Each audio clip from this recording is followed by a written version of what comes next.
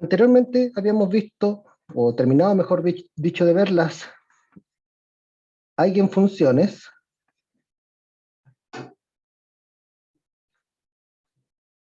del oscilador armónico simple cuántico.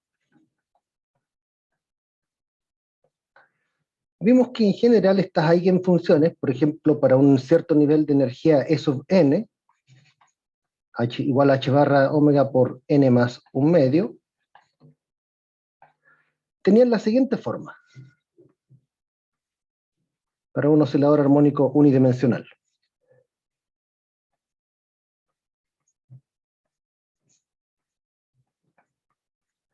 Una constante normalización,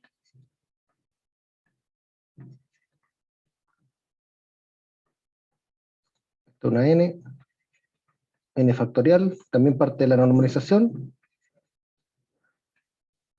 unos polinomios de Hermite evaluados en raíz de m omega sobre h barra por x por una exponencial.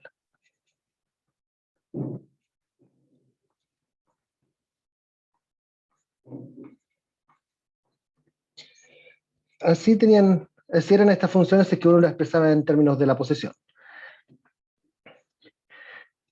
Algo que no dije yo en la clase anterior, pero que aprovecho de contarlos ahora, es que también estas funciones se le conocen también como funciones de Hermite-Gauss, porque son el producto de una gaussiana por un polinomio de Hermite, y no solo tienen aplicación en el oscilador armónico cuántico, sino que también en óptica tienen aplicaciones. Resulta de que, no sé si tú alguna vez has visto la forma que tiene el perfil de intensidad de un láser, por ejemplo. No sé si alguna vez lo han visto eso en algún curso de laboratorio de óptica. Creo que no. Ya. Bueno, en general, no siempre, pero en general, un láser, si tú ves su perfil de intensidad en términos de la posición, es una gaussiana. ¿Ya? Por lo general es una gaussiana. En un láser que no sea de tan buena calidad, tal vez esta gaussiana no es tan limpia, puede tener algunas imperfecciones. ¿Ya? Pero si al láser en el mecanismo de generación tú le pones, por ejemplo, algo que interfiera, y por ejemplo un cabello o una grilla, resulta que la forma que quiere el láser ya no es solamente un puntito, sino que empiezan a hacer cosas como de este estilo. Como dos puntos, o varios puntos, o una matriz de puntos, y las funciones que describen la intensidad en ese caso son funciones de este mismo tipo, son funciones de Hermite-Gauss. Entonces, los eigenmodos del oscilador armónico cuántico no solo aparecen en el oscilador armónico cuántico, aparecen también en otras ramas de la física. Por lo menos en óptica también aparecen. Nosotros también dijimos que para el oscilador armónico cuántico, en un estado coherente, perdón, en un estado de Fock, que esto recordemos que no es otra cosa que la representación coordenada de un estado de Fock, nosotros dijimos lo siguiente, que el valor de expectación, o del valor medio esperado del operador de posición, y el valor esperado del operador de momentum para un estado propio del oscilador armónico, ¿te acuerdas cuánto eran?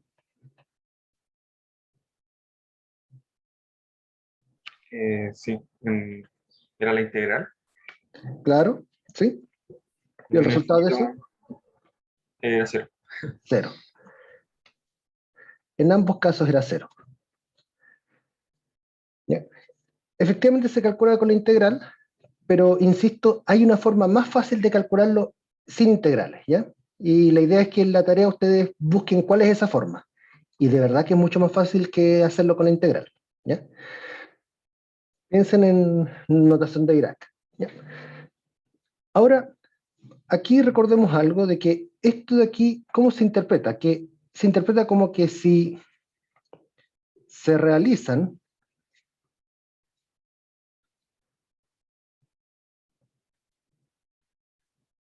muchas mediciones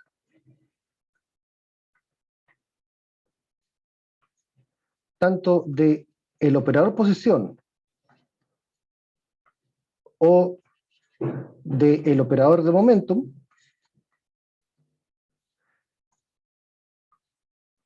el promedio de ellas tiende a cero.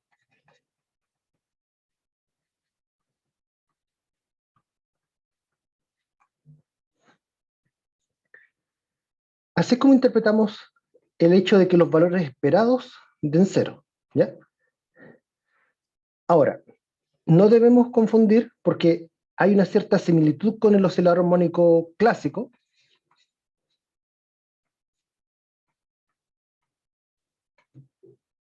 en el cual la posición en función del tiempo y el momentum en función del tiempo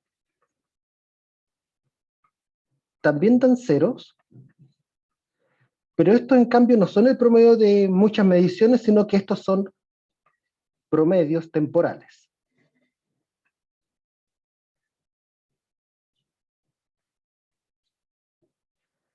Entonces, si bien existe una especie de analogía, no son exactamente lo mismo, ¿ya? Se deben interpretar diferentemente.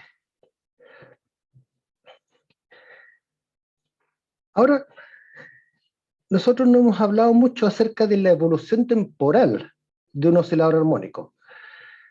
Aquí nosotros conocemos bien, o con bastante detalle, la evolución temporal de un oscilador armónico clásico, el A coseno de omega t más phi en el caso de la posición, la velocidad es la derivada de eso, momentum es la masa por la velocidad. Pero ¿qué pasa en el caso cuántico?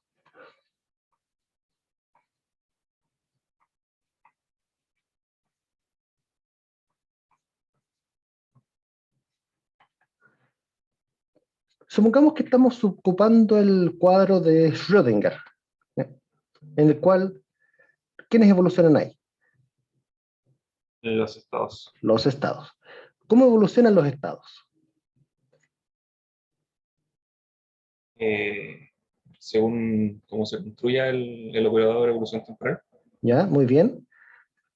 Entonces, supongamos que nosotros queremos determinar cómo es la evolución temporal de un estado de Fock, ¿ya? De un estado propio del oscilador armónico. Si nosotros quisiéramos ver cómo este estado evoluciona en el tiempo, tendríamos que operar con el operador de evolución sobre el estado inicial, llamémosle n de cero, ¿ya? Ahora, en este caso, la cosa se hace fácil porque recordemos que el operador de evolución temporal es directamente una función del operador hamiltoniano. Por lo tanto, cuando uno opera este operador de evolución sobre un estado propio del mismo hamiltoniano, esto se convierte en no otra cosa que menos exponencial de menos i t por el enésimo nivel de energía, dividido por h barra, por el mismo estado propio inicial. Y si nosotros recordamos que los estados, las energías propias, perdón, del hamiltoniano son h barra omega por n más un medio, entonces esto se transforma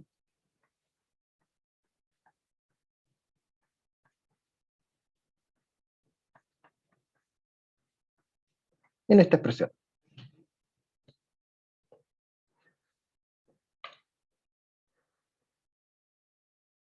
¿Se entiende los pasos aquí? ¿O hubo alguno que parezca extraño? No, se entendió todo. Ok. Recuerda, si tienes alguna duda, no temas en preguntar. Ahora, ¿qué es lo que pasa con la posesión y el momentum en el oscilador armónico, o por lo menos con los valores esperados? Si es que usamos estos estados propios evolucionados en el tiempo. En otras palabras,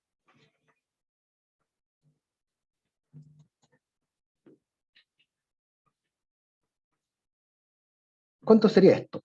Resulta que si nosotros calculamos esto, así como con la definición que vimos al comienzo del curso, sería n de t, el dual de n de t, por el operador de posición, por n de t.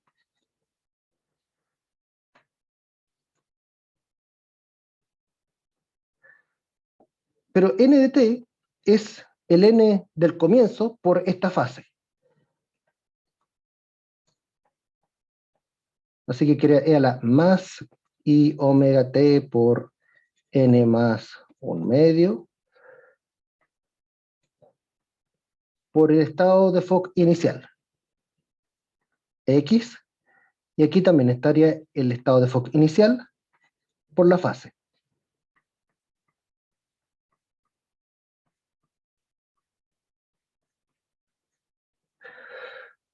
¿Qué pasó con nuestras fases?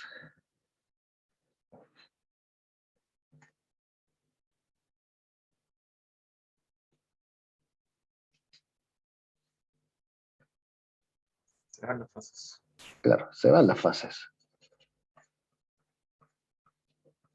Y por lo tanto queda el mismo valor esperado del principio, o sea, 0.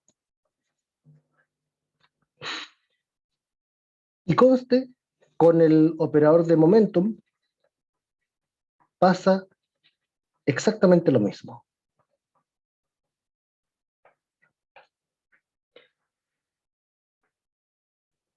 Y claro, si nosotros miramos esto, escucha, esto parece ser bastante diferente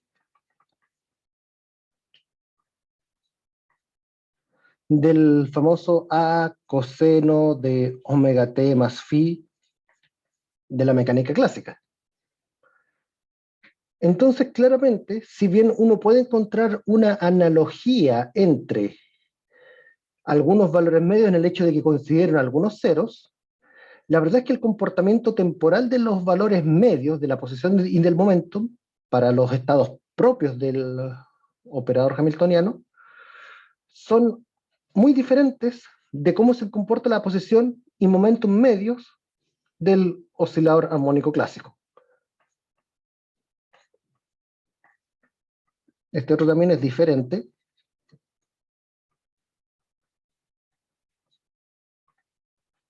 De menos omega, m omega, perdón, a seno de omega t más phi.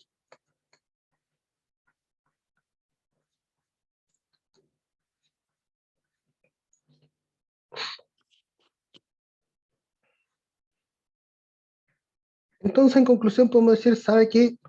Definitivamente el oscilador clásico, o al menos sus eigenmodos, son muy diferentes de lo que uno espera para un oscilador armónico clásico. Hasta ahí creo que está todo aún claro. Pero eso también a uno le llama la siguiente pregunta, que es el motivo de la clase de hoy. En el fondo, la pregunta que uno se puede hacer aquí es, si acaso existirá alguna clase de estado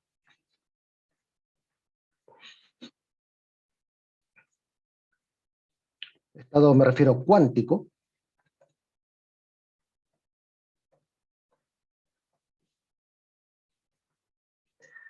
tal que su valor esperado de la posición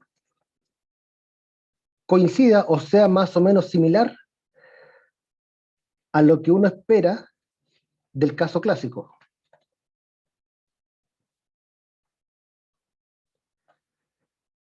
Esa es la pregunta que vamos a resolver hoy y es la que da lugar al tema de la clase de hoy, que tiene que ver con los estados semiclásicos del oscilador armónico.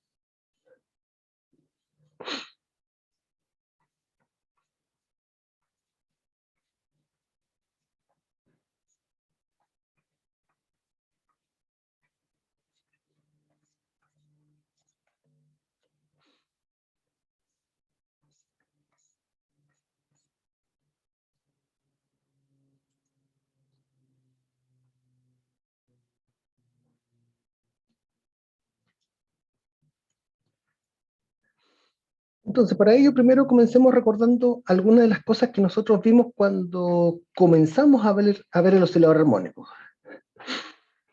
¿Recuerdas qué vimos al comienzo del oscilador armónico?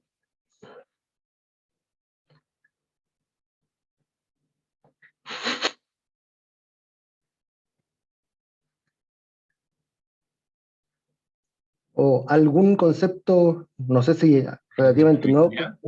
¿Cómo? ¿El hamiltoniano? El hamiltoniano, ¿cierto? Entonces, para el oscilador armónico clásico, nosotros comenzamos diciendo que el operador, que la función hamiltoniana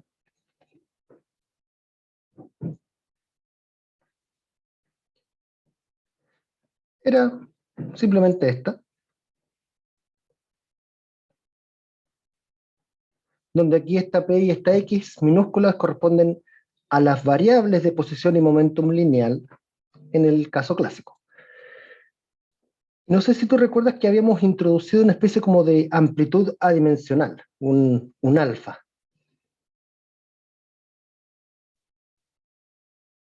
Sí.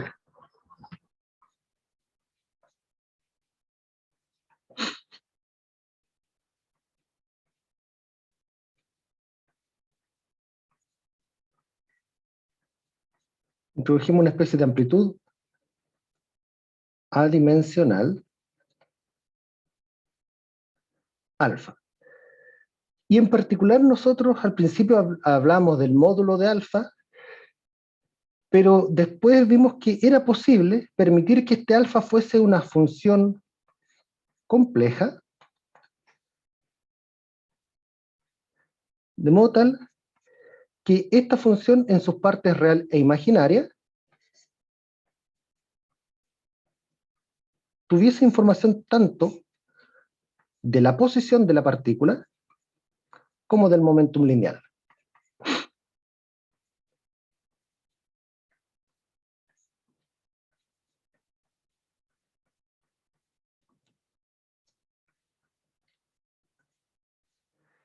Y obviamente el conjugado de este bicho es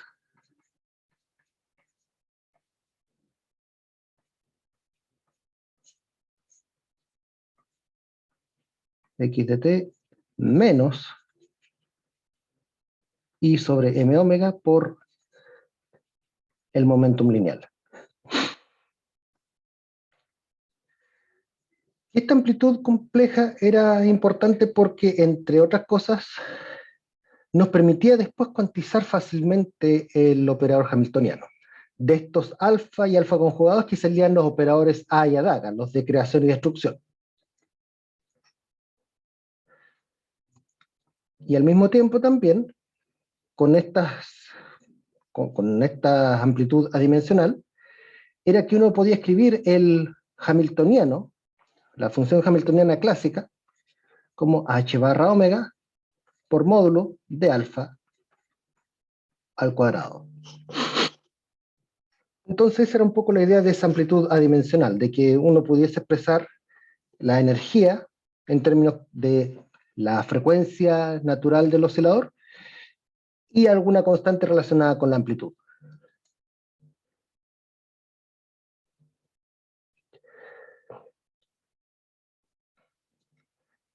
Ahora, notemos algo, esto tal vez no lo dijimos esa vez cuando hablamos del oscilador armónico clásico aún,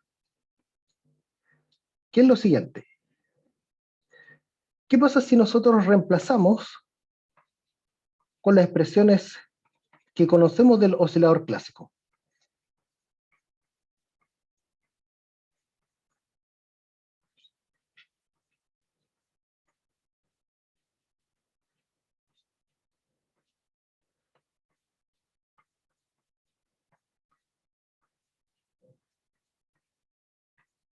¿Cómo nos queda el alfa?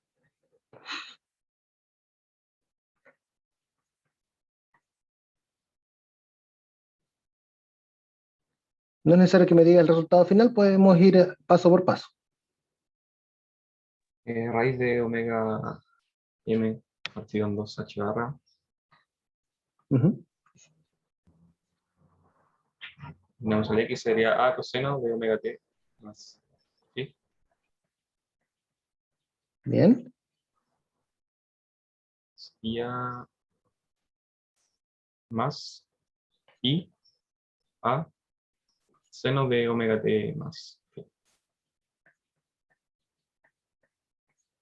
Ya. Muy bien.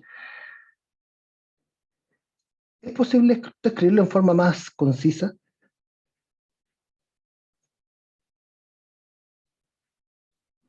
Si tomamos, bueno, factorizamos por A, ¿Ya? tomamos el exponencial imaginario ¿Sí? de omega t más phi.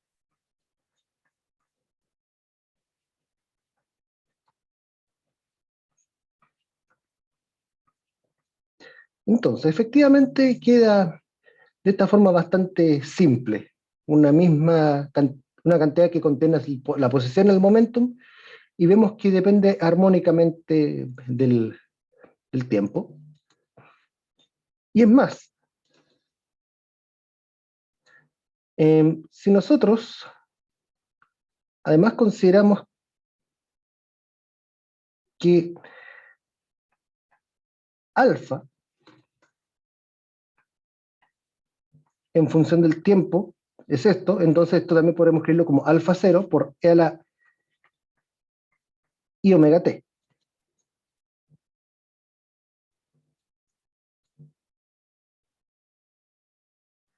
Y aquí creo que me equivoqué en algo. Ah, no, no, sí está bien. Creo que yo dejé aquí el A conjugado, pero en realidad, claro, queríamos hablar del alfa no conjugado, entonces aquí es un más. Con el menos hay que quedar con un menos acá. No sé si está de acuerdo conmigo o si estoy metiendo las patas de nuevo. Oh, profe, no, ahí me perdí. Ya. Estamos calculando alfa, no alfa conjugado. El alfa aquí tiene un más Sí. y el P tiene un menos. Ah, ya, claro. Sí. Claro, aquí habíamos puesto el resultado de alfa conjugado. Ya, pero la diferencia es un menos. Ahí sí. Ya, pero no cambia tanto más el cálculo, era eso solamente. Entonces, ¿esto qué nos dice? Que en definitiva, la evolución clásica de un O a S en el tiempo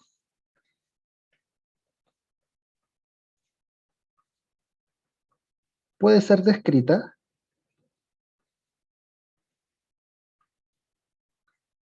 en términos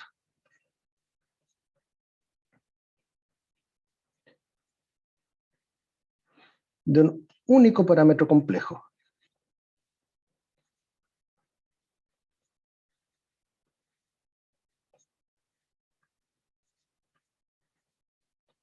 Y a veces en cuántica incluso a veces se le llama a este como el parámetro de un oscilador armónico. ¿Ya? Nosotros no vamos a ser tan ambiguos en nuestra nomenclatura, pero te lo menciono por si en algún lugar lo lees de esa forma. Muy bien, entonces ahí tenemos que el alfa puede guardar bastante información de un oscilador armónico en algo aparentemente tan simple.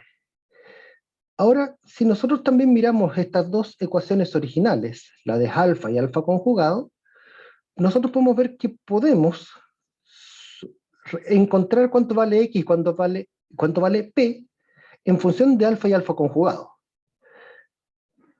Si nosotros hacemos eso,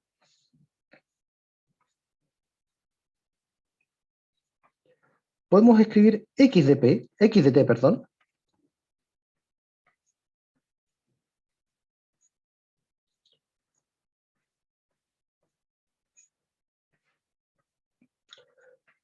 como raíz de 2h sobre m omega por el promedio entre alfa y alfa conjugado.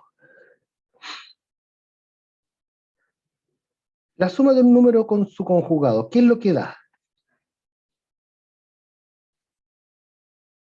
2 veces la parte real. 2 veces la parte real. Con este 2 de abajo se cancela el 2 que mencionaste recién y queda entonces 2h barra sobre m omega por la parte real de alfa de t.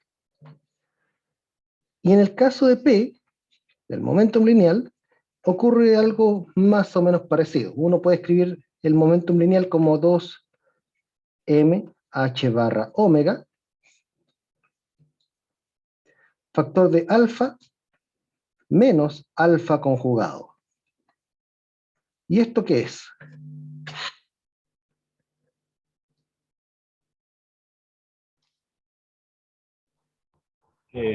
Dos veces la parte imaginaria. 2 veces la parte imaginaria. Y aquí me olvidé de una i en el denominador, sorry. Y claro, y ahí sí queda 2 veces la parte imaginaria, con el 2 se cancela.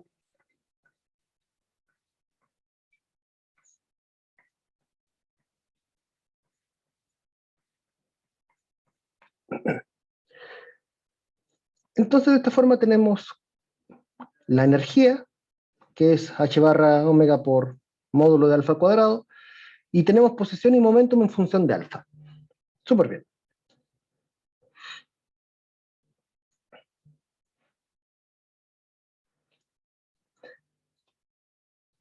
Entonces, aquí es donde vamos a introducir ahora el concepto de los estados semiclásicos. Vamos a pensar si acaso existe algún, llamémosle psi sub alfa, un estado cuántico,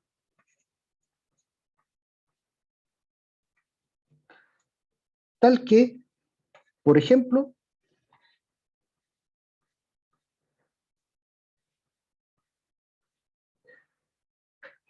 el valor medio de la posición para ese estado sea justamente esta expresión que está aquí.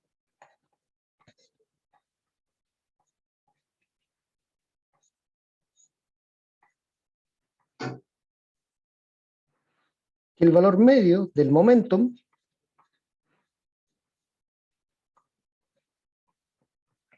sea justamente la expresión clásica para el momentum.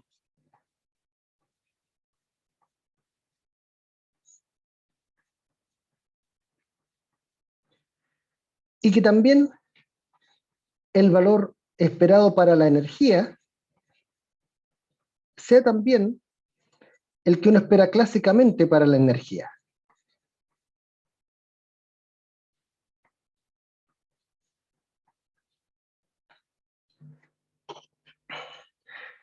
Entonces, recapitulo un poco.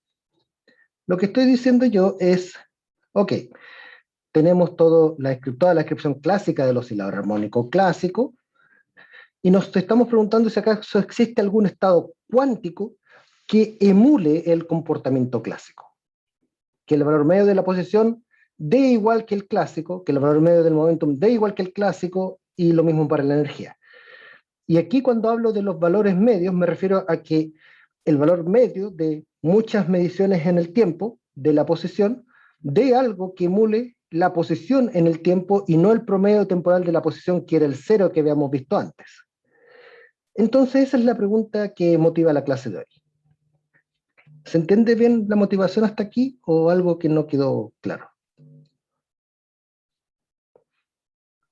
Ahora bien, ¿Está bien? Ya. Ok, comencemos con el tema de la energía.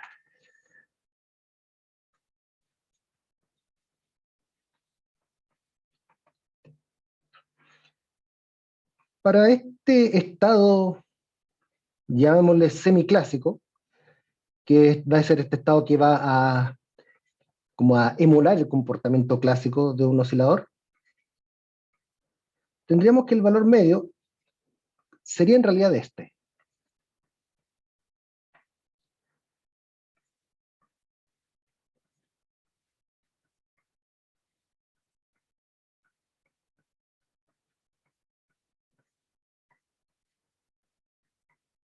Lo que hice aquí fue escribir directamente el operador hamiltoniano como el operador hamiltoniano que conocemos para el oscilador armónico cuántico, en términos de los operadores A y Adaga. Si nosotros desarrollamos esto, vamos a tener h barra omega factor d. psi alfa, adaga, a psi alfa, más 1/2 psi alfa, operador de identidad, psi alfa.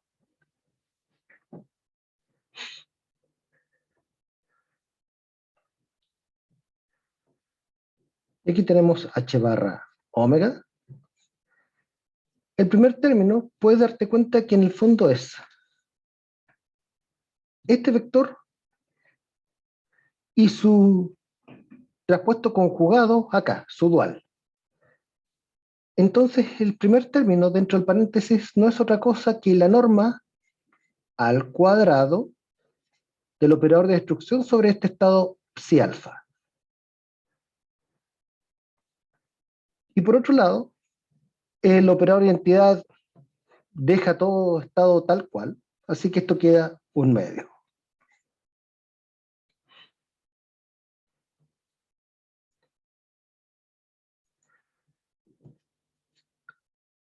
Ahora, ¿qué es lo que uno espera en el caso de un oscilador armónico simple más o menos clásico en cuanto a la energía?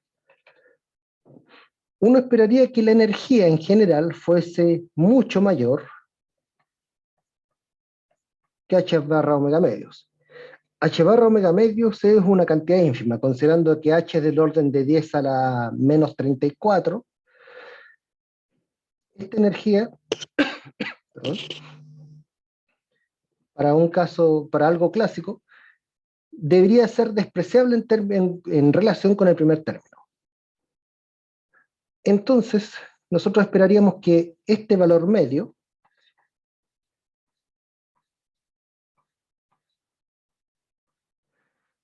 debería ser aproximadamente h barra omega por la norma de A sobre este estado semiclásico al cuadrado. ¿Qué es lo que nosotros queremos?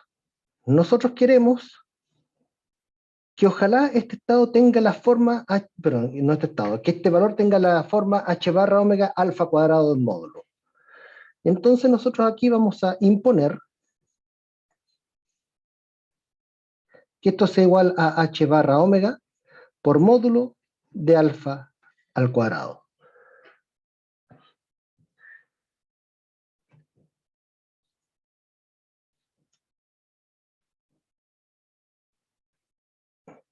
Entonces, en definitiva, lo que nosotros esperamos acá mirando estas dos ecuaciones, ¿qué es lo que tú esperarías entonces que ocurriese con A y psi de alfa? Igual a el módulo de alfa al cuadrado. Cuidado, aquí yo ya no tengo la norma. Igual alfa. Claro, alfa. Tendría que haber un alfa. Ahora, para que cuadre bien, al lado izquierdo tengo un operador y un vector. El resultado de esto debería ser un vector, ¿cierto? Por lo tanto, el lado derecho también debería ser un vector. No necesariamente podría ser el mismo vector, podría ser un psi alfa prima. Y aquí es donde nuevamente hacemos una nueva aproximación semiclásica. ¿Qué es lo que hace el operador A en términos de energía? Subir un nivel, Ese era el adaga. bajar un nivel. Bajar un nivel, exacto. Sabemos que en el fondo el operador A, entre comillas, baja un nivel de energía. ¿En cuánto lo baja?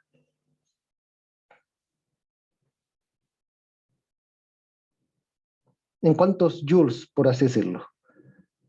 O electron volts, use la unidad que quiera. H barra omega. En H barra omega unidades, exacto.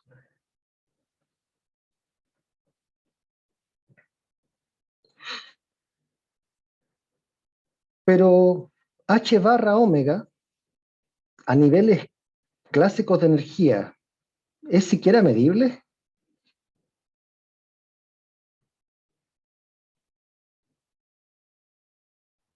No. No. Entonces, si uno dice, por ejemplo, oye, ¿sabes qué? Estoy calculando la energía cinética de un cuerpo que va en caída libre y, oh, mágicamente perdió H barra omega joules de energía. Uno no se acuerda ni cuenta, sí. A nivel clásico esto es prácticamente despreciable. Entonces, a niveles clásicos,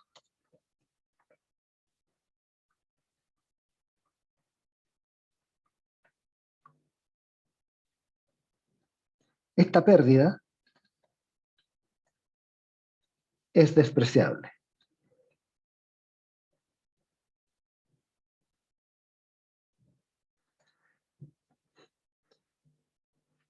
Y como esa pérdida es despreciable, vamos aquí también a hacer, vamos a hacer también una nueva aproximación. Vamos a suponer que entonces, dado que las energías son prácticamente las mismas, vamos a suponer que entonces este estado y el final son prácticamente los mismos. Dado que deberían tener la misma energía o aproximadamente la misma energía, también esperaríamos que los estados fuesen aproximadamente los mismos. Considerando además que el hamiltoniano no es un hamiltoniano degenerado. Entonces, si nosotros juntamos todas las aproximaciones, o sea, juntamos el hecho de que supusimos que para que todo cuadre, este estado psi debe construir con alfa cuando uno lo opera con A, y que este estado final es igual al inicial, entonces nosotros podríamos decir que estos estados semiclásicos cumplen con esta condición.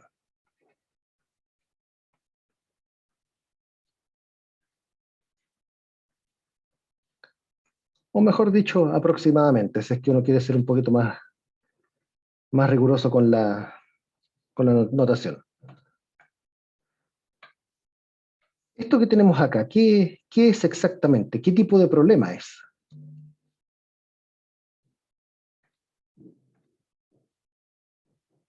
Una ecuación de valores previos. Una ecuación de valores propios, exactamente.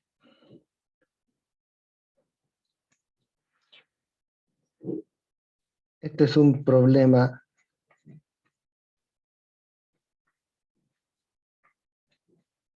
de valores propios.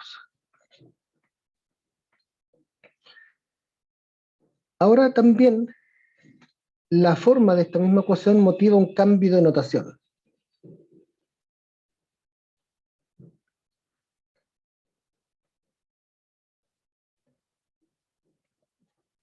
Si tú quieres, puedes seguir ocupando el psi sub alfa, pero aquí vamos a ocupar ahora, de ahora en adelante, la notación que en la mayoría de los libros de mecánica cuántica y de óptica cuántica se ocupa, que es que en lugar de llamarle psi sub alfa, pasa a llamarse alfa. Aquí uno tiene que especificar bien si acaso el al que uno se refiere es un estado semiclásico o es un estado de foco, un estado de número, ¿ya? Porque podría alfa igual 1 no es lo mismo que n igual 1, por si acaso, ¿ya? Entonces uno tiene que especificar bien eso. Entonces, al final de cuentas, el problema se nos transforma en nada menos que esto. Este va a ser el problema de eigenvalores que tenemos que resolver. Entonces, vamos a decir que estos alfa van a ser los estados semiclásicos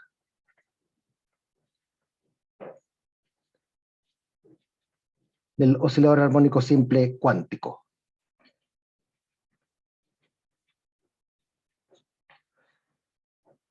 Entonces, en resumen, lo que hemos dicho aquí es, ¿sabe? Si usted trata de buscar un estado cuántico que emule el comportamiento clásico, esos estados semiclásicos tienen que al final ser los vectores propios del operador de destrucción del oscilador armónico cuántico. Ahora, si uno se da cuenta, nosotros como que dijimos ya, ok, tenemos esto, hacemos una aproximación aquí, tenemos esto. Hacemos otra aproximación, tenemos esto otro. Veamos si todo cuadra. En una de esas algo no cuadra.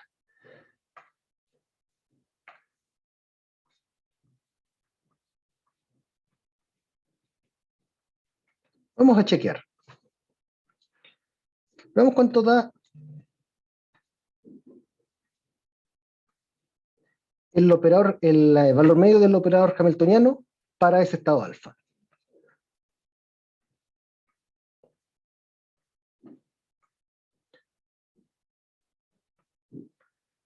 Sería alfa, h barra omega, factor de a daga con a, más un medio de la identidad por alfa. H barra omega, factor de a, alfa, perdón, a daga, a alfa, más un medio. Nosotros acabamos de decir cuánto valía esto. ¿Cuánto era? Eso era alfa. ¿Qué es de alfa? Alfa por el que es de alfa, exacto. Y esto otro que está aquí es el dual del anterior, el dual del que está a la derecha. O sea, es alfa dual por el parámetro alfa conjugado. De modo tal que el producto de ambos nos conduce a que es módulo de alfa cuadrado, norma de alfa, más un medio. Y si estamos trabajando con estados normalizados, esto es h barra omega, factor de alfa cuadrado más un medio. Ese sería el valor de la energía para un estado semiclásico. Y que vemos que efectivamente esto se convierte en h barra omega por alfa al cuadrado cuando ese alfa tiene un módulo mucho más grande que 1. ¿Ya? Así que por lo menos por el lado de la energía es consistente. ¿Ya? ¿Convencido? ¿Sí, no? ¿O crees que te estoy vendiendo la pomada? No sé. Pues ahora bien. Ya, por el momento bien. Ya. Súper. Veamos qué pasa con la posición. ¿Qué pasa con el valor medio del operador posición para este estado semiclásico? Si nosotros hacemos un poco de recuerdo aquí, el operador posición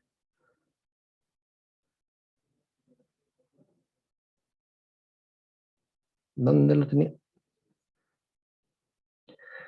Bueno, aquí teníamos las versiones clásicas, pero las versiones cuánticas tienen un comportamiento muy similar solamente que con operadores. ¿Ya?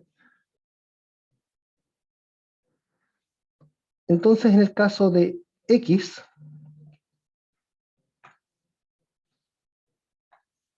sería alfa, X, alfa. O lo que es lo mismo,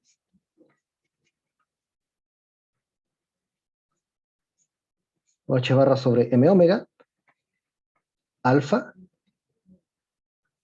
a más a daga, medios, sobre alfa. Aquí déjeme agregar unos paréntesis solamente por orden.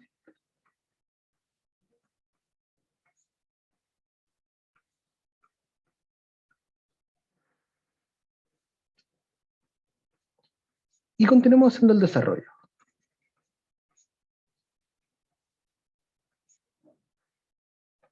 Aquí voy a sacar el denominador.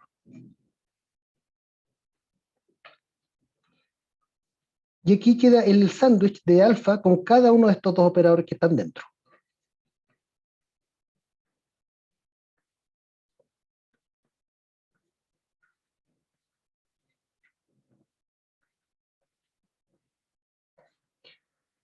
Y en particular quise mostrar explícitamente este porque, a pesar que el cálculo no es complicado, hay un detalle que generalmente produce errores y que es bueno analizar de antemano. Primero, el primer término, ¿cuánto vale? Por lo menos sabemos cuánto vale esa primera parte. ¿Cuánto es? Por el kit de alfa. Alfa por el ket de alfa. ¿Qué pasa con el segundo término? El lado derecho quedaría alfa conjugado por el kit de alfa. Uno diría esto, ¿cierto? Sí. Y justamente ese es un error típico. Uno muchas veces se ve tentado a decir, esto debería ser así. Pero resulta que como el operador A no es un operador hermítico, esto no es verdad, ¿ya? No se cumple así. Y de hecho, uno incluso puede demostrar, es un problema típico que aparece en algunos lados, uno puede mostrar de que si bien el A tiene vectores propios, perdón, el ADAGA no tiene vectores propios. Uno puede demostrar que no es posible. Entonces, esto uno no lo puede hacer, ¿ya?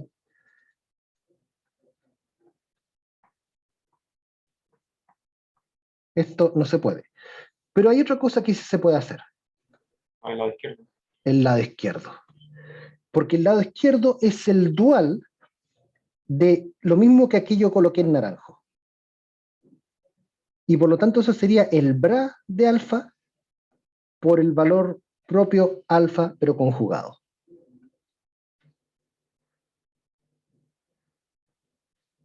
Así que ya sabemos que esto de aquí, no, pero esto de acá sí.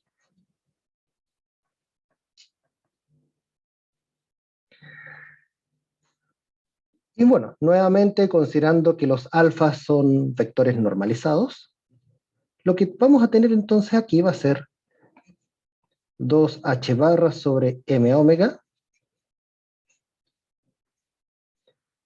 alfa más alfa conjugado medios.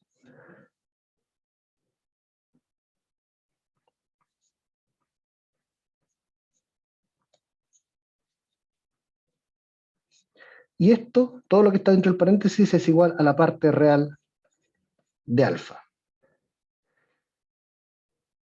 Si nosotros hacemos un poquito de memoria, vamos a ver más atrás que en el caso clásico, efectivamente, teníamos una expresión prácticamente igual. 2h barra sobre m omega por la parte real del alfa. Y acá tenemos lo mismo. Así que, de esta forma, el estado semiclásico alfa sí permite reproducir una expresión que es completamente análoga a la que uno obtenía con el oscilador clásico.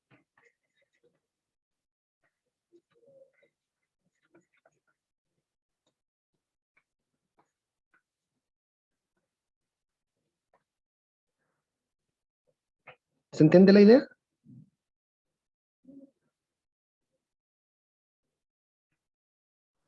Sí, profe. No. Y si uno hace algo parecido con el momentum lineal,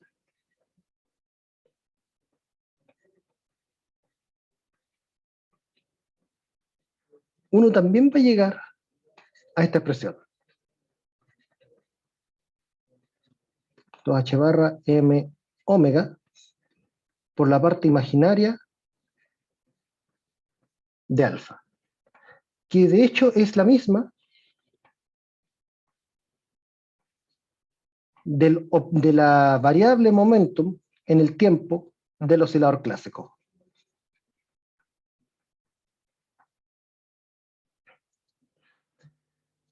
Entonces tenemos en definitiva que estos estados, los estados semiclásicos alfa, permiten recuperar la energía que uno espera clásicamente dentro de una buena aproximación, ¿sí?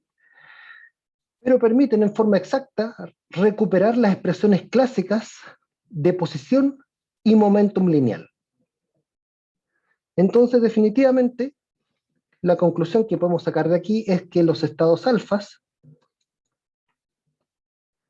consiguen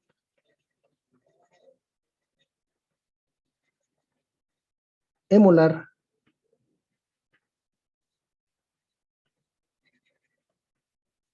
comportamientos clásicos.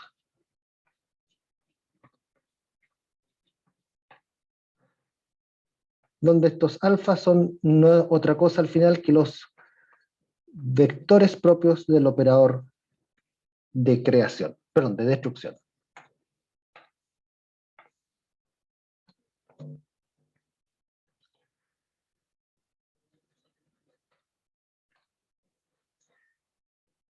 Ahora, este es un cálculo que no vamos a hacer aquí porque es uno de los cálculos de la tarea, pero sí vamos a mencionar un par de consecuencias. Resulta que si nosotros calculamos la incerteza en la posición debido a un estado alfa y la multiplicamos por la incerteza del momentum debido a un estado alfa, uno sabe que esto, por el principio de incertidumbre de Heisenberg, debe dar mayor o igual que h barra medio, ¿cierto? Pero en el caso de estos estados, esta desigualdad se transforma en una igualdad.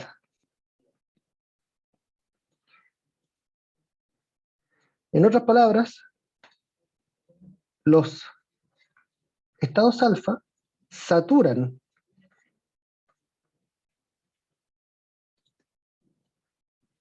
la desigualdad de Heisenberg.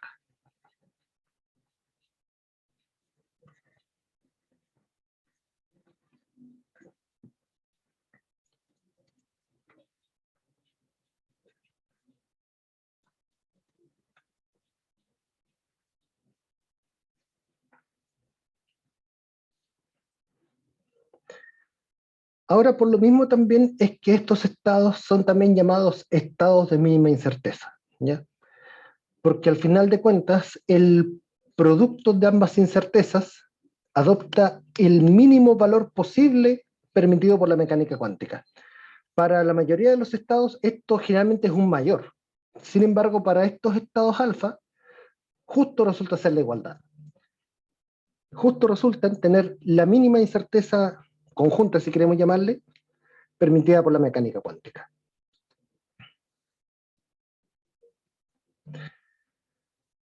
Ahora, también estos estados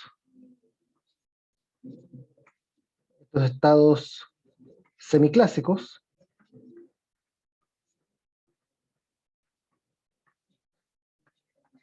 son llamados también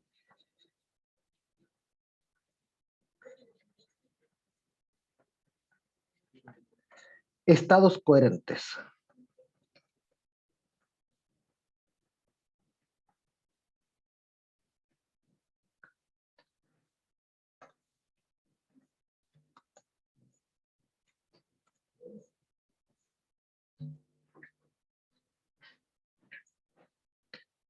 Este nombre de estados coherentes es un nombre que se ha tomado prestado mayormente desde la óptica cuántica, porque estados que son de esta misma naturaleza se usan en óptica cuántica para describir cierto tipo de luz. En particular, la luz de un láser, por lo general, es un estado coherente. Entonces, cuando en la tarea aparezcan, o en cualquier libro de mecánica cuántica, aparezcan estados coherentes, nos estamos refiriendo a estos estados semiclásicos del oscilador armónico. Estos estados que permiten emular un comportamiento clásico.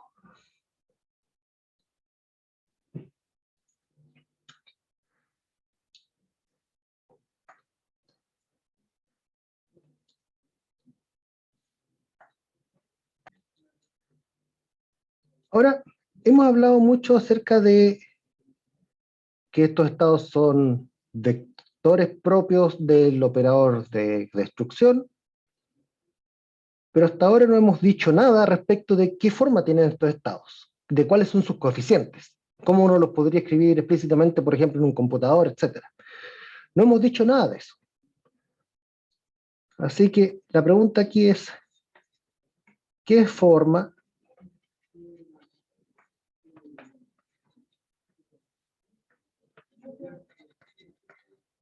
tienen los estados coherentes. Entonces, para eso vamos a comenzar nosotros escribiendo un estado coherente en términos de alguna base.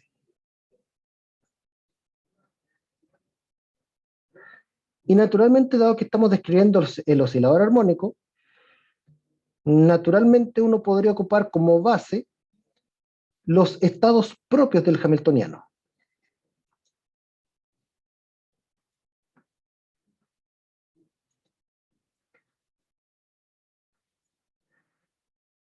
¿Y qué coeficientes van aquí? No lo sabemos todavía, pero lo vamos a averiguar.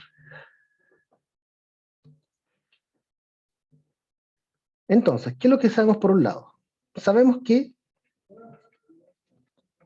esto es alfa por el mismo estado, ¿cierto?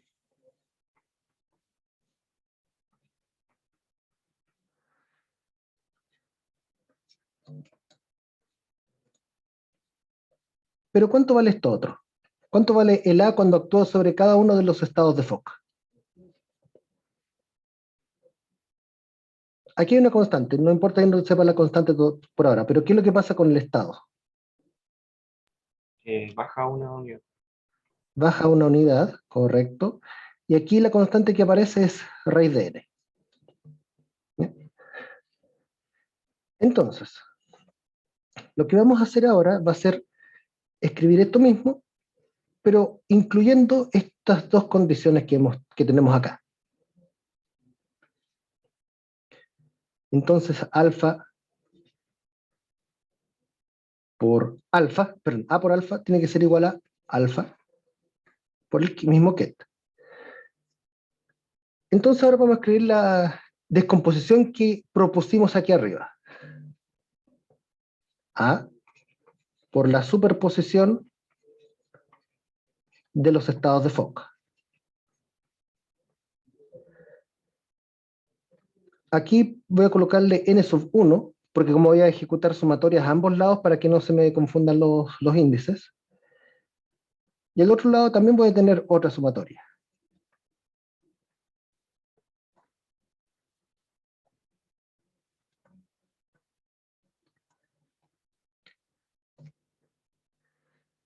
Nosotros sabemos que la es un operador lineal, como la mayor parte de los operadores en mecánica cuántica, de modo de que este A puede entrar en la sumatoria y puede pasar por delante de las constantes.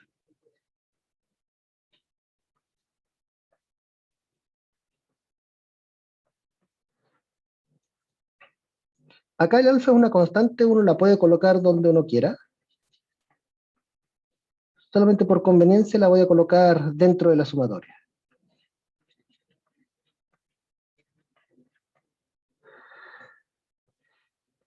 Y al lado izquierdo podemos ahora nosotros escribir la acción del operador de destrucción sobre el estado de Fock.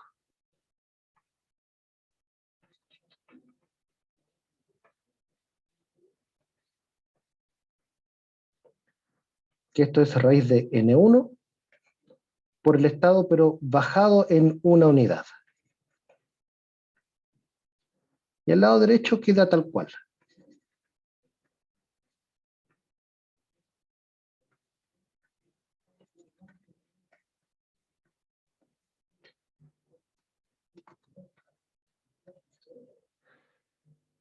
Pregunta, ¿cuándo dos vectores son iguales?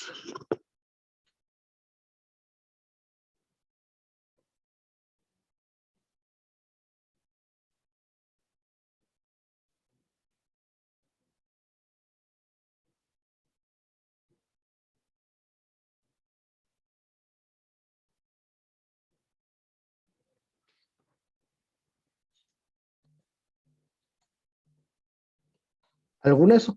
Disculpa, ahora sí. ¿Cómo? ¿Cuándo dos vectores son iguales? ¿En general o En general. cuando sus componentes son las mismas? Cuando todas sus componentes son iguales cuando son iguales componente a componente, ¿cierto? La primera componente con la primera de acá, la segunda con la segunda, etc. Entonces, para describir nosotros aquí la acción de algo, o el efecto sobre alguna de las componentes, vamos a operar por el lado izquierdo por alguno de los elementos de esta base. Entonces lo que queda al lado izquierdo va a ser una suma desde n igual 1 igual 0 hasta infinito, de c sub n1, raíz de n1, y aquí al operar el producto escalar entre el estado n y el n1 menos 1, nos va a quedar una delta de Kronecker, porque recordemos que los estados propios del hamiltoniano son ortogonales. Una delta n, n1 menos 1. Al lado derecho, por otro lado,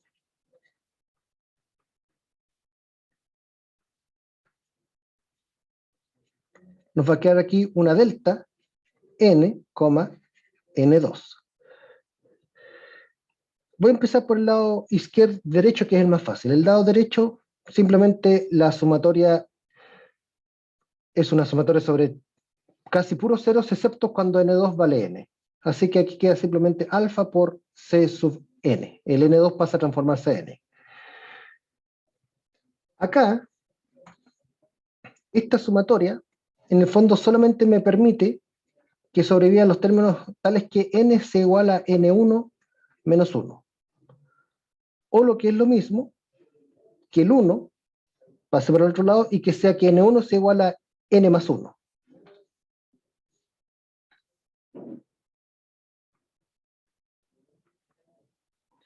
De modo de que de esa forma tengo aquí como matar el índice de la sumatoria.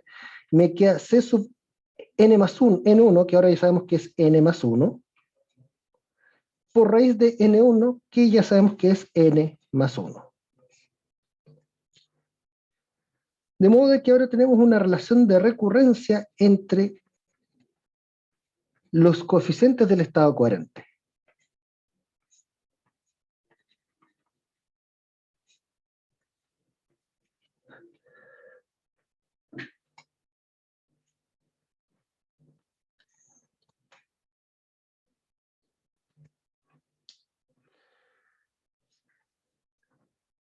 Y tenemos desde cero. Supongamos que nosotros conociéramos C0.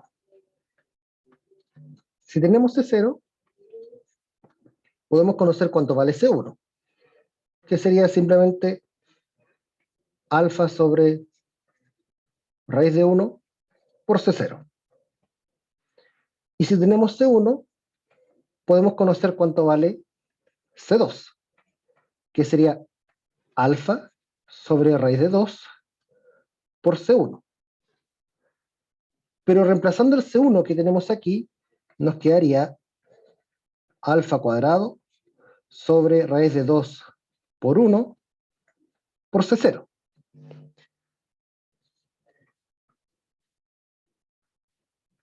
Y si calculamos C3, C3 sería alfa sobre raíz de 2 por C2. No, miento. Alfa sobre raíz de 3, perdón, sobre C2. Pero considerando el C2 que tengo arriba, tendríamos alfa cubo dividido por raíz de 3 por 2 por 1 por C0. ¿Encuentras un patrón ya?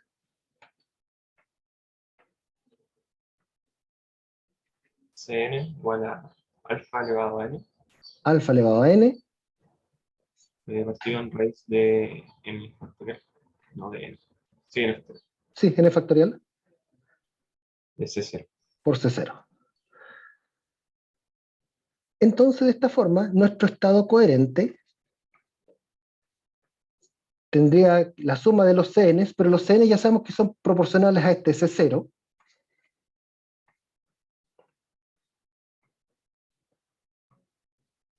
Con este tipo de coeficientes.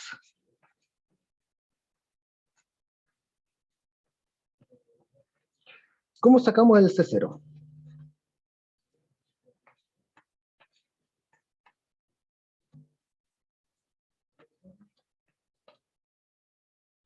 ¿Qué podríamos hacer para sacar el C0?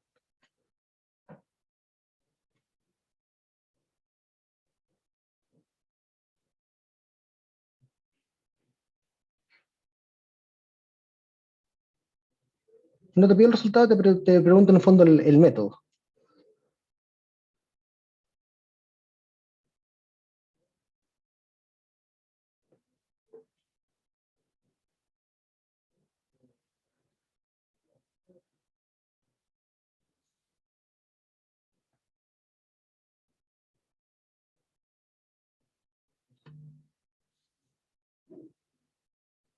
¿Hola? Sí, estaba pensando. Supongamos que no fueran infinitos términos, supongamos que fuesen 3 términos nomás. ¿Qué es lo que habrías hecho normalmente? El módulo. El Claro, módulo cuadrado es igual a 1. claro. En otras palabras, normalizar, ¿cierto? Sí. Normalizamos.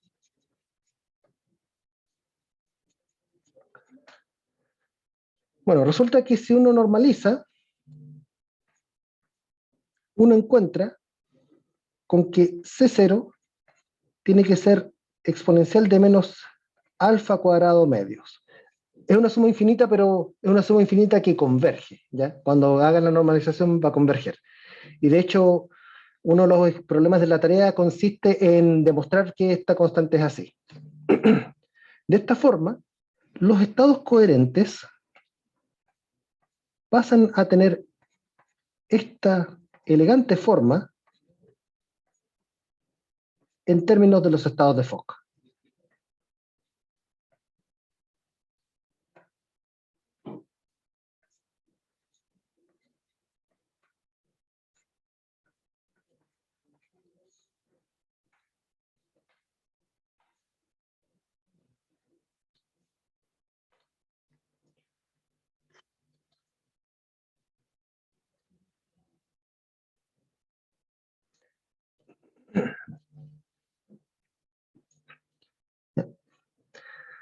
Ok. Ahora, este estado así, tal cual está, tiene algunas propiedades interesantes. La primera propiedad interesante es que, bueno, de partida, eso alfa sigue siendo h barra omega factor de módulo de alfa cuadrado más un medio, al igual que antes. Solamente que ahora es posible calcularlo incluso usando esta incomposición y no solamente el hecho de que son vectores propios, perdón, del operador de destrucción. Otra propiedad interesante es que estos estados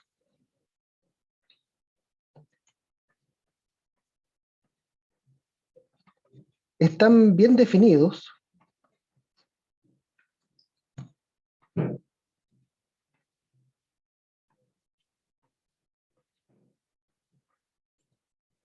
para cualquier valor de alfa que sea complejo. Porque eso es lo otro, que aquí este alfa es un número complejo. Recordemos que en el caso clásico el alfa era un número complejo, en el caso cuántico también. Ahora, si uno dice cualquier complejo, uno podría pensar, oye, entonces uno podría tomar, por ejemplo, un alfa cercano a cero. Y ahí ocurre una situación un poco irónica, porque resulta que en este caso, cuando alfa vale cero, estamos hablando de que ahora ya uno no puede simplemente esto aproximarlo a h barra omega por alfa cuadrado, porque ahora ya el segundo término pasa a ser relevante. Entonces ocurre que ya el nivel de energía está a niveles,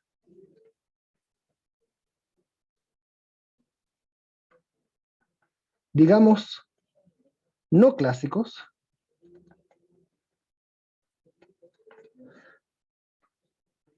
pero el comportamiento sigue siendo clásico, o entre comillas clásico.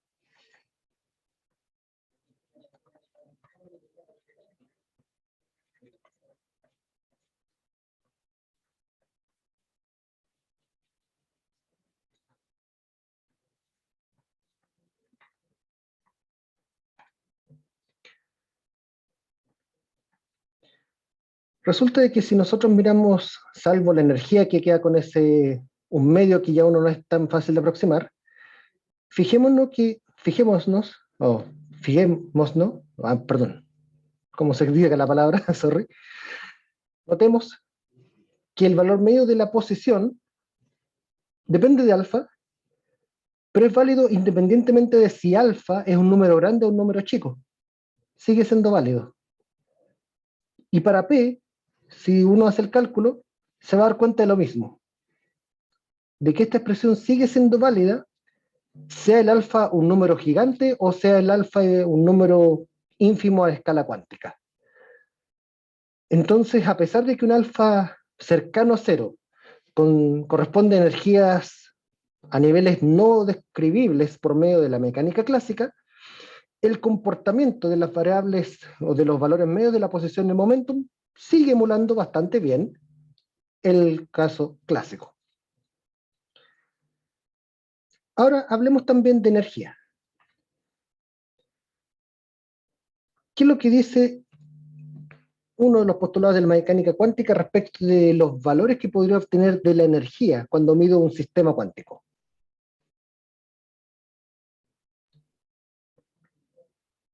Si son los valores propios del operador hamiltoniano. Los valores propios, exactamente, ¿cierto? ¿Y cuál es la probabilidad de obtener cada uno de esos valores propios?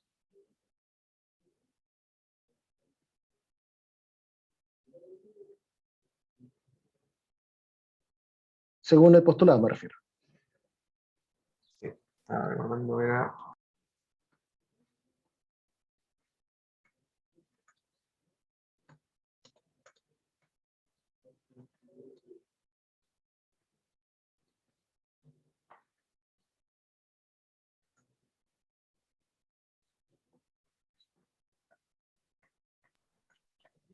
eh,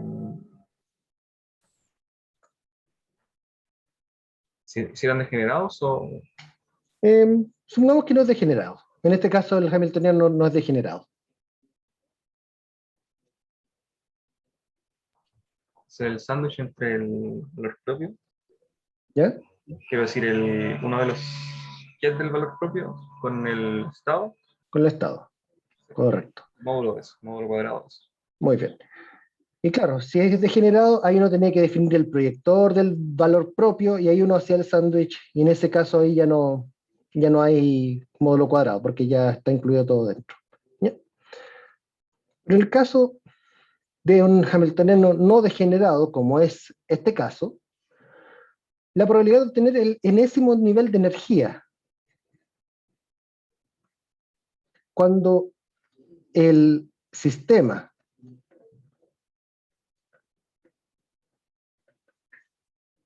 está en el estado alfa es, como tú bien decías, voy a colocar aquí P sub n, dado un estado alfa,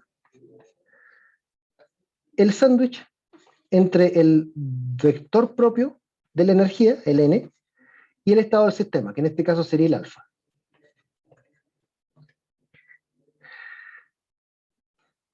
Y si nosotros miramos un poquitín más arriba,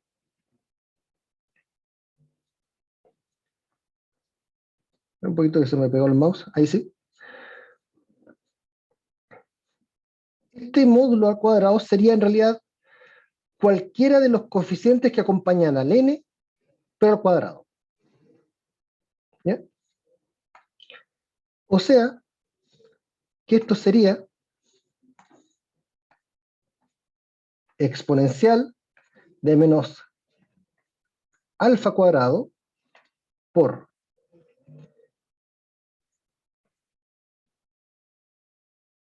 alfa cuadrado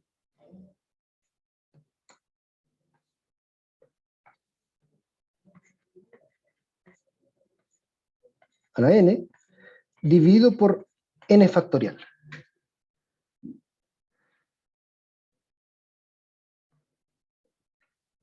Voy a escribirlo tal vez de otra forma para que sea un poquito más amigable para lo que vamos a ver.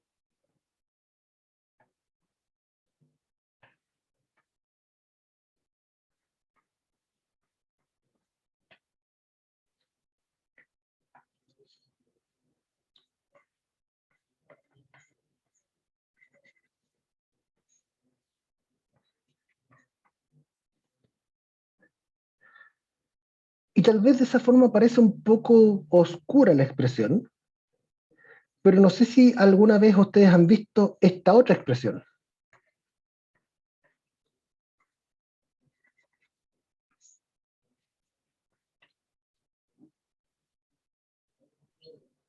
Eso era una distribución de Poisson. Una distribución de Poisson. Claro, esta era justamente la distribución de Poisson para un valor medio de lambda, dado un número n de, o sea, da un valor medio lambda, la probabilidad de obtener n eventos es esa. ¿Notas alguna similitud?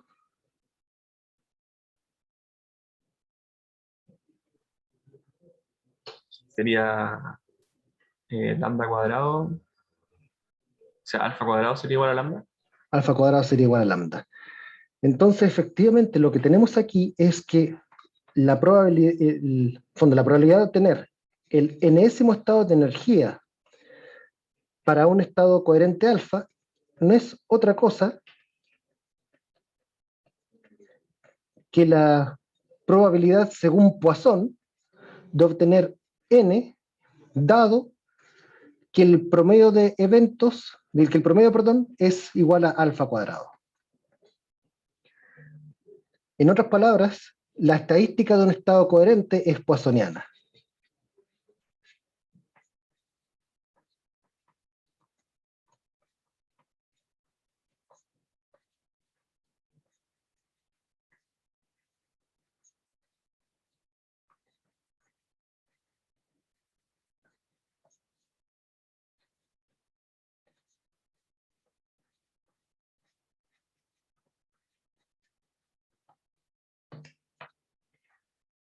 Y este resultado es importante sobre todo en óptica cuántica, porque resulta que muchas fuentes de fotones son estados coherentes y son poissonianas. Entonces eso significa que, por ejemplo, tú no puedes tener una fuente que tú digas, ¿sabes qué? Yo ahora quiero producir un fotón. Porque tal vez vas a tener una fuente que en promedio produzca un fotón, pero van a haber casos en los cuales va a producir dos fotones, a veces no va a producir ninguno, a veces va a producir tres, y a veces va a producir cero de nuevo, y a veces va a producir uno. Y la forma en la que se va a distribuir la cantidad de fotones que envía por cada vez que uno enciende la máquina está dada por una distribución de Poisson. Hay otros eventos que son poissonianos en el caso de óptica a niveles cuánticos, que tienen que ver incluso con la misma detección, ¿ya? Pero no nos vamos a meter en eso. Por el momento lo importante es que la estadística de la detección es poissoniana. La estadística, perdón, de un estado coherente, perdón, es poissoniana. Eso quería decir. Por lo tanto, resulta de que estos números, de repente, son complicados de calcular. Complicados no porque sea difícil meter estos números en la calculadora, sino que complicados por un tema de precisión numérica. Resulta que si n es un número grande, el n factorial crece rapidísimo. El lambda a la n crece también muy rápido si es que el lambda es mayor que 1. Entonces la división de dos números que son gigantes puede producir errores numéricos. Pero resulta de que hay programas que ya naturalmente traen rutinas para calcular los coeficientes de una distribución de Poisson. Por lo tanto, si uno ya tiene esa rutina, uno puede calcular bien estos coeficientes usando esa rutina de cálculo de coeficientes de Poisson en lugar de uno mismo crearse una que los calcule. Y generalmente es numéricamente más estable.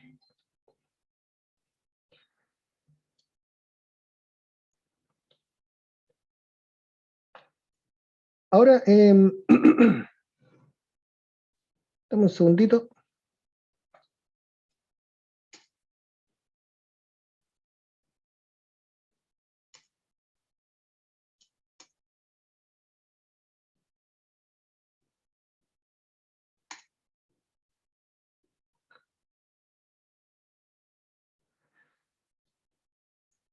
¿Qué forma tienen estas distribuciones? Por ejemplo, consideremos unos posibles valores de alfa cuadrado. Aquí yo hice el cálculo de esos coeficientes, de las probabilidades de obtener cada nivel de energía. Y efectivamente, en lugar de yo mismo crear esos coeficientes en el programa, yo mejor usé inmediatamente la rutina que MATLAB tiene para calcular coeficientes de Poisson. Y claro, cuando por ejemplo alfa vale 0,5, que eso estamos hablando ya netamente en el dominio cuántico esto, vemos que la probabilidad de obtener el estado de menor energía es la que predomina, un 60% aproximadamente. Pero la gran mayoría de los eventos van a tener direcciones en los niveles n, 0, 1, 2 y 3. Cuando el valor medio es 1, en cambio, podemos notar de que tanto el nivel 0 como el nivel 1 tienen la misma probabilidad. Entonces, en el mismo ejemplo que yo te daba de la fuente de que en promedio emita un fotón, por ejemplo, vamos a tener la misma cantidad de un fotón emitido que de 0 fotones emitidos. Y en el caso del oscilador armónico es también lo mismo. Vamos a tener la misma cantidad de veces que detectemos el estado de mínima energía con la cantidad de veces que detectemos el segundo estado de energía. Ahora, a medida que uno empieza a aumentar el alfa cuadrado, vemos que la distribución se va haciendo cada vez más plana, se va achatando.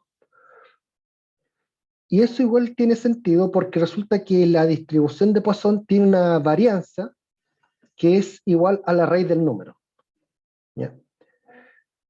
Entonces, efectivamente, un número alfa más grande tiene una varianza mayor, aunque esa varianza es igual, crece en pequeña comparación con respecto al número medio.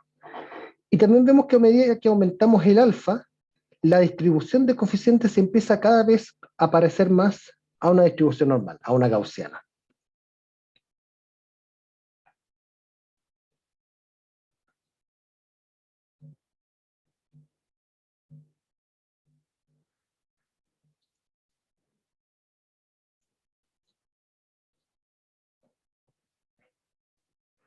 Ahora, ¿cómo es que se comporta la energía? Nosotros dijimos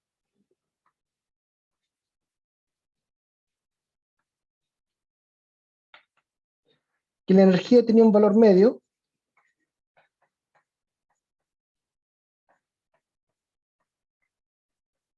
de esta forma, ¿cierto?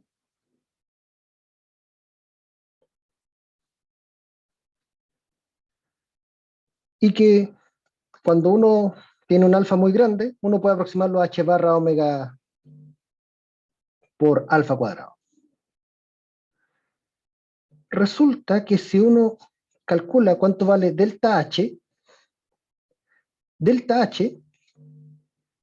termina siendo algo que es proporcional a alfa cuadrado. No, perdón, proporcional a alfa, ahí sí. Proporcional a alfa cuando el alfa adopta valores grandes.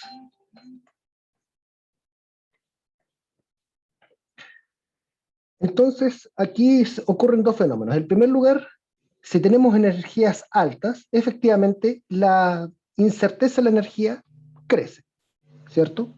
Alfa más grande, delta H más grande. Pero ¿qué pasa con la incerteza relativa?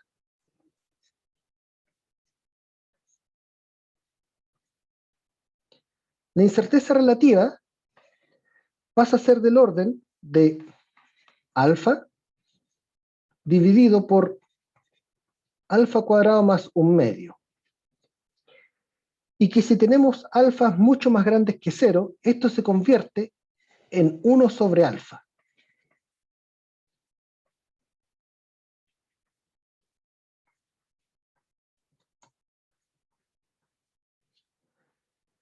Ahora, ¿qué pasa cuando alfa es demasiado grande? ¿Qué pasa con incerteza relativa? Cero. Da cero, ¿cierto?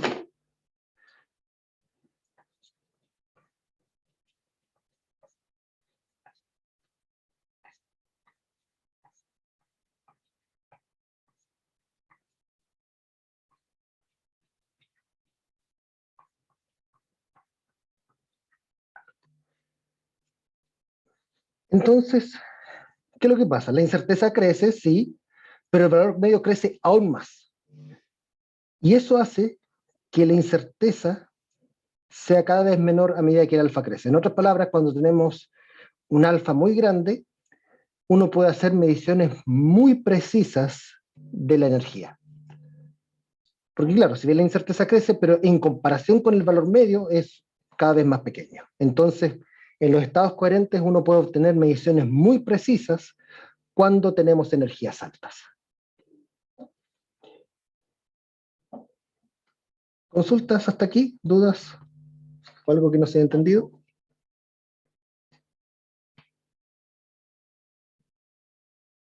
Se podría subir un poco. Claro. ¿Tú me dices cuánto? Ahí.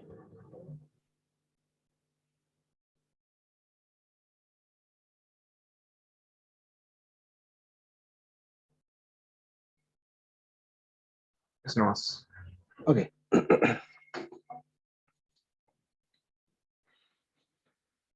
Bueno, y ya para ir finalizando de hecho la clase y también la unidad del oscilador armónico simple, vamos a hablar un poco sobre la distribución espacial del oscilador, perdón, de los estados coherentes.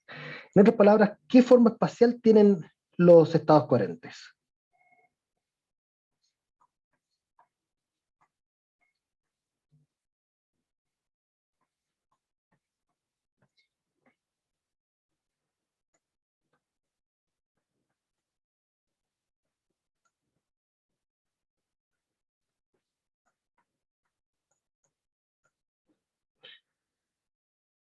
¿Cómo determinamos como la forma espacial de un estado?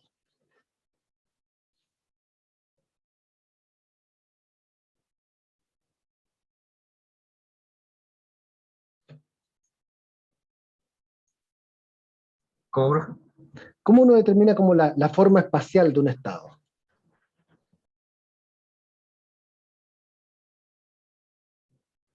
¿O dónde es más probable encontrar la partícula?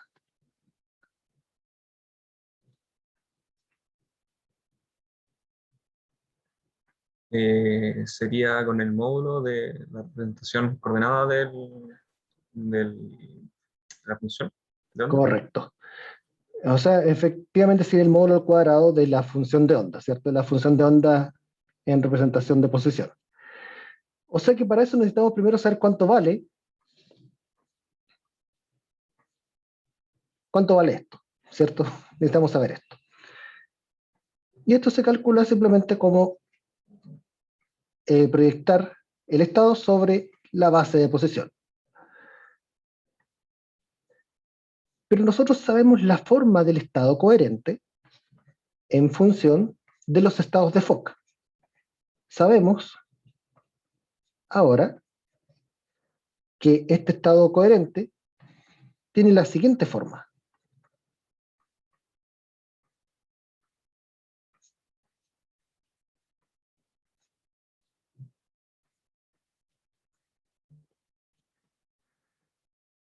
Y como los productos interiores también son lineales, nosotros podemos escribir esto como la suma, desde n igual 0 hasta infinito,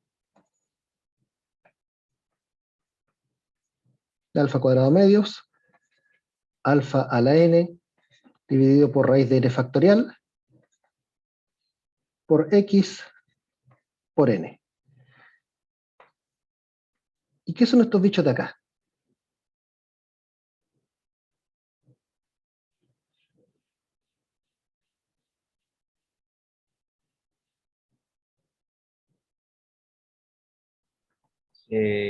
Las eigenfunciones. Las eigenfunciones del oscilador armónico. Correcto.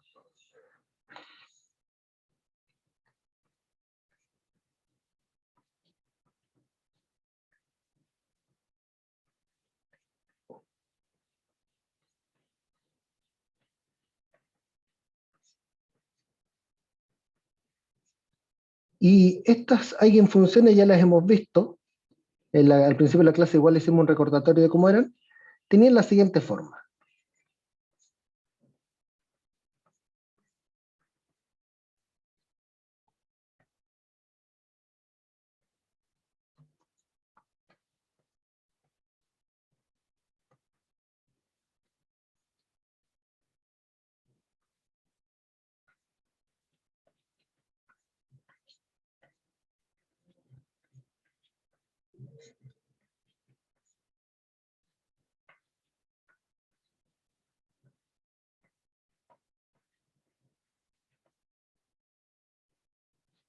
que eran nuestras funciones de Hermite-Gauss.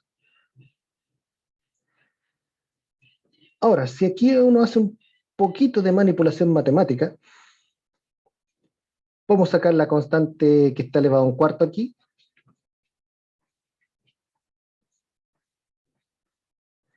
Podemos sacar la exponencial de menos alfa cuadrado medios. Podemos sacar la última gaussiana, que no depende de n.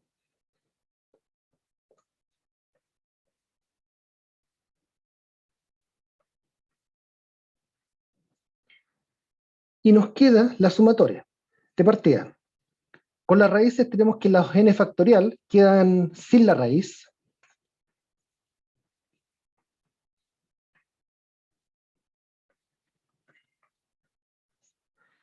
Este 2 a la n, podemos escribirlo como raíz de 2 elevado a n, y juntarlo con el alfa a la n que está arriba. Y escribir esto como alfa sobre raíz de 2 elevado a n.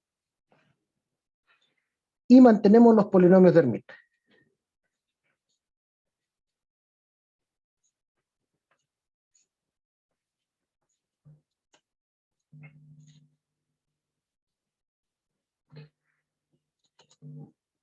Y resulta que este último término se puede simplificar. Resulta que hay una propiedad que tienen los polinomios de Hermite, que es la siguiente, que cuando tú tienes una suma de polinomios de Hermite evaluados en U por alguna cosa elevado a n dividido por n factorial,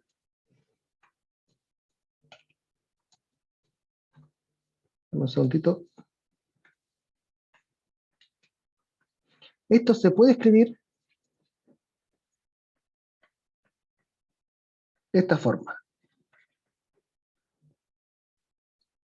Entonces, toda esta suma que está aquí,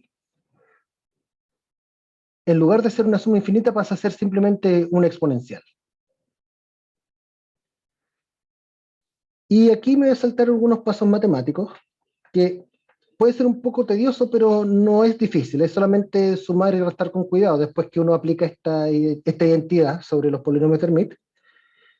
Y nos queda lo siguiente, nos queda al final que los estados coherentes tienen una función de onda dada por lo siguiente.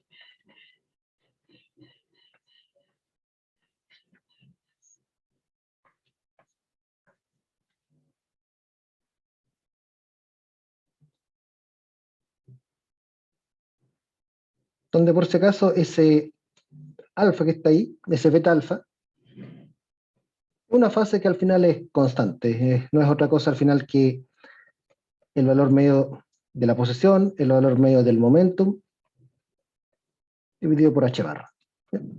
No, por 2h barra, ahí sí.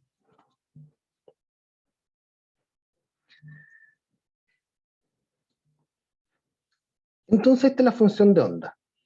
Ahora, como bien hemos dicho más de alguna vez, nosotros no podemos ver la función de onda, sino lo que nosotros vemos son probabilidades. O sea, lo que nosotros al final podemos ver directamente en el laboratorio es el módulo al cuadrado de la función de onda. Y que al final esta fase no contribuye, esta otra fase tampoco contribuye.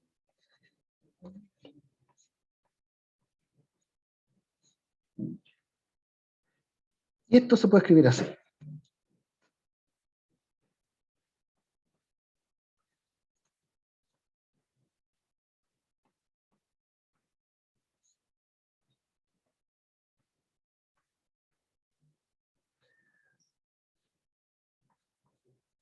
O sea que para un estado coherente, la probabilidad de encontrar a la partícula en una cierta posición dada tiene la forma de una gaussiana centrada en el valor medio de la posición y con un ancho constante. Y esto es un dato importante porque resulta que en general una partícula libre, si tú tomas una partícula libre y la dejas evolucionar en el tiempo, su distribución de probabilidad tiende a ensancharse, tiende como a difundirse en el espacio. Sin embargo, con un estado coherente no. Con un estado coherente, vemos que aquí en el fondo el ancho de la partícula pasa a ser constante.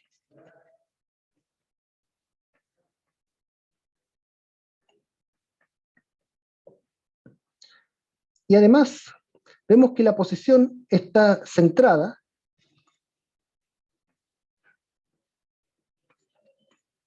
en el valor medio de la posición, que recordemos que tenía toda la forma del OAS clásico.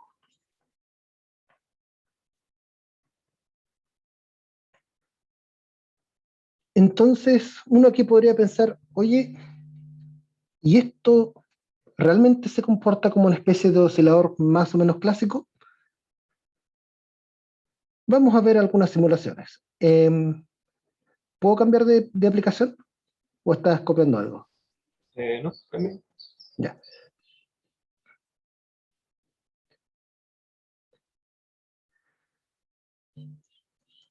Entonces lo que yo estoy haciendo, lo que voy a hacer en esta simulación, por ejemplo, es colocar un cierto estado inicial en términos de los estados de Fock, y lo que hago es ver cómo eso evoluciona en el tiempo, ¿ya? Yo, si quieres, después también puedo subir este programa al campus virtual para que lo vean con detalle. Si el estado es de forma muy general, pueden ver que son ondas que oscilan, pero esto en ningún caso se parece a una partícula moviéndose de allá para acá. Esto más se parece a una cuerda oscilando. Lo que tenemos en el primer gráfico es la parte real en la línea gruesa, en el segundo gráfico es la parte imaginaria en la línea gruesa, y en la tercera parte es la distribución de probabilidad, el módulo al cuadrado. Si nosotros tomamos un valor propio del oscilador armónico, dime algún número entre el 1 y el 100, cualquiera. 73. 73.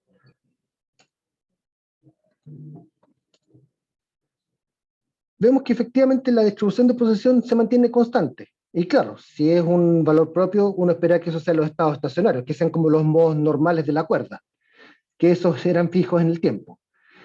Y arriba, ¿qué es lo que cambia? Lo que cambia en realidad es la fase. Hay una fase ahí temporal que hace que esto sube y baje. Si ponemos un número más bajo, por ejemplo, voy a colocar el 2 para que se note un poquito mejor. Ahí se nota que son las fases las que van cambiando y aquí está la cuerda en su segundo modo normal. ¿Sí? Esas líneas delgadas son como lo que está abajo y respecto a lo que está arriba. Claro, resulta de que la línea delgada aquí, la naranja o marrón, no sé qué color es, corresponde a la línea que está gruesa acá. Y aquí a la línea delgada azul es la línea azul de acá arriba. ¿Ya? Resulta que poner las dos en el mismo gráfico gruesas no se veían bien. Entonces mejor yo destaqué una y la otra la coloqué más o menos como para que uno viese cómo es que cómo cambian una con respecto a la otra. Coloquemos un número un poquito más alto, pero tampoco tan alto, 7.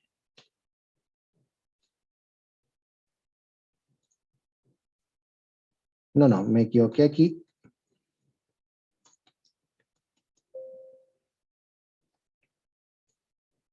7, ahí sí.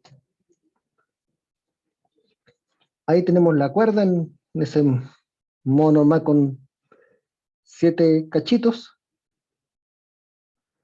Y ahí tenemos las fases como van cambiando los coeficientes, la parte real y la parte imaginaria. Pero la distribución no cambia. La distribución de probabilidad no cambia.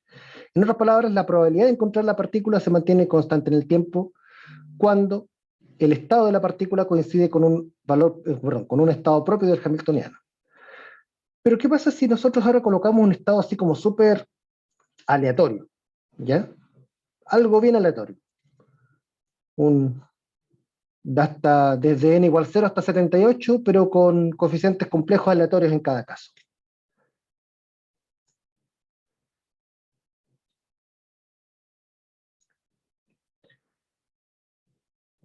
Esto ya tiene forma como de algo que oscila ciertamente, pero ¿parece como una partícula esto? ¿O se parece más como una cuerda vibrando en forma caótica?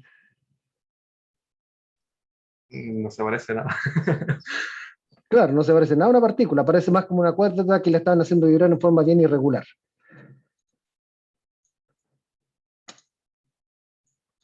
Pero ahora, ¿qué voy a hacer? Voy a colocar números de una distribución poissoniana centrada en 500 y voy a considerar la raíz de esos números para colocar en el estado. Tú estás viendo que es lo único que cambié, no he cambiado nada más, ninguna línea.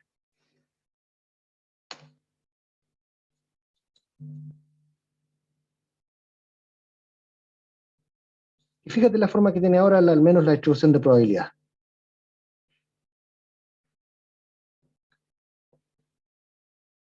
¿A qué tiene más pinta ahora? Ahora sí se parece al oscilador clásico.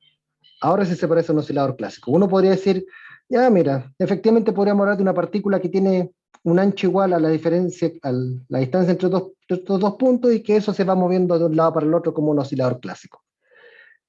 Y pudiste ver que lo único que cambié fue esta línea. Así que no es que esté haciendo trampa más allá, por si acaso. ¿Ya?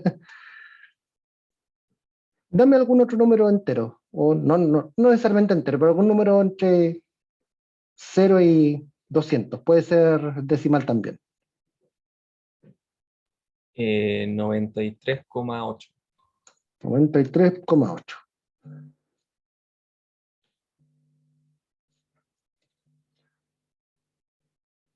Bueno, vemos también que sigue el mismo comportamiento. Lo que cambió ahora es que esta campanita es un poquito más ancha. Claro, un número más bajo, ya estamos como más cerca como del régimen cuántico per se. Ahí se empieza a notar un poco más la dispersión en posición. Dame otro número. Otro número para el alfa cuadrado. 67,8.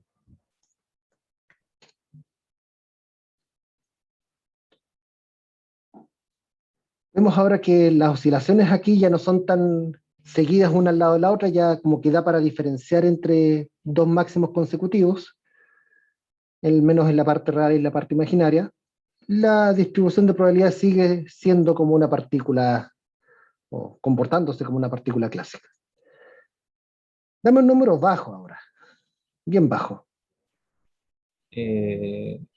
6. Ok, ahora ya la partícula es más ancha,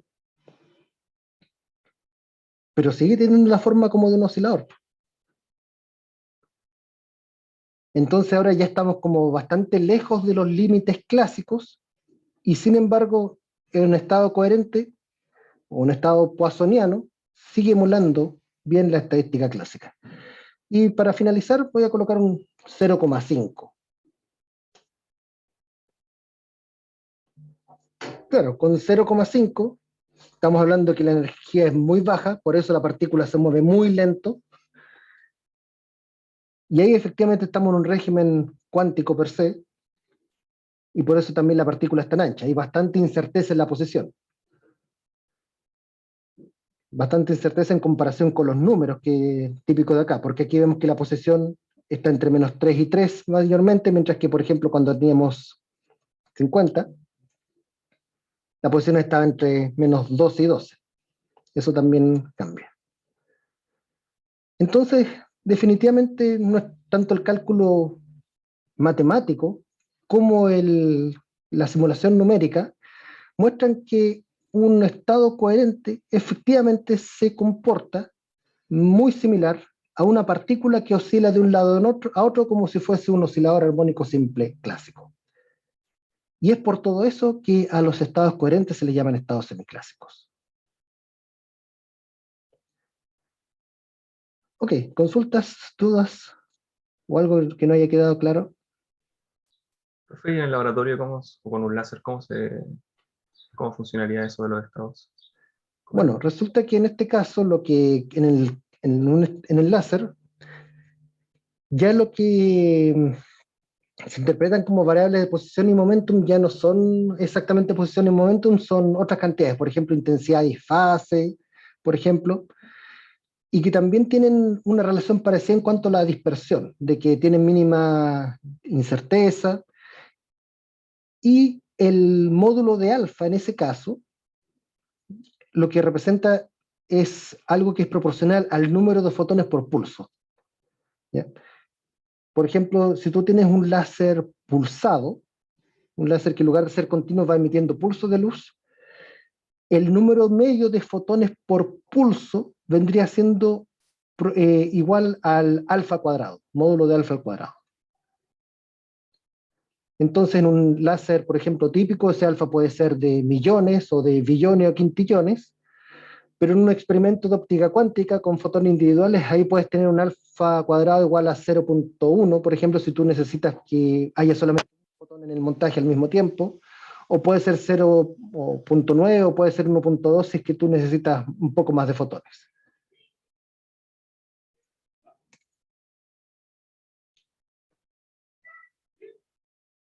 No sé si eso resuelve la duda o lo hice ver.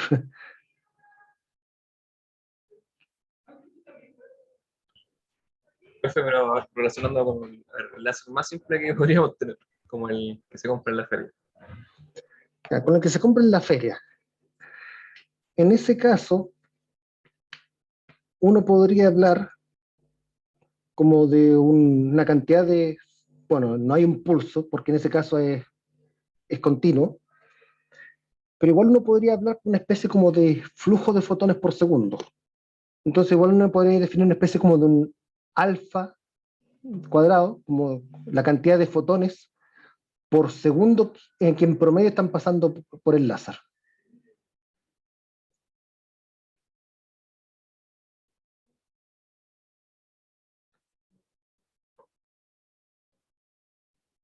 Ah, y bueno, y en este caso, como te digo, igual, en el caso de la luz, las variables de X y P se interpretan en forma diferente, ya no son la posición y momentum como de una partícula como uno lo interpreta en clásica, ya son otras cantidades, ¿ya? Pero que tienen una estadística similar.